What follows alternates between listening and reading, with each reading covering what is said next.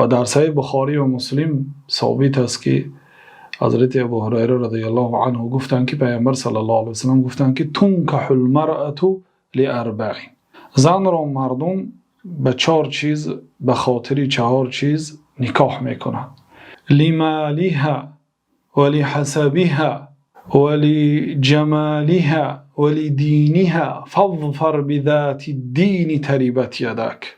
گفتند که مردم زنها را به خاطر مالش خانه‌دار میشد، زنهای پولدار و مالدار را میخواهند مردها خانه‌دار شوند، بعضی ها به همین خاطر خانه‌دار میشد و بعضی ها لحسبها، برای شرف و نام و شهرت عائلش که از عائله فلانی ها هست، و لجمالها، برای زیباگیش، برای صاحب جمال بودنش، و چهارمینش لدینها، برای دینش، برای آنکه دیدن که دیندار هست، صاحب ستر و حجاب و نماز و قرآن خوان است، برای دین شده خانه‌دار میشن. برای همین 4 خاطر مردم اساسا خانه‌دار میشوند. پیامبر صلی الله علیه و سلم میگه فاظفر بذات الدین، شما با زن دیندارش ظفر یابید.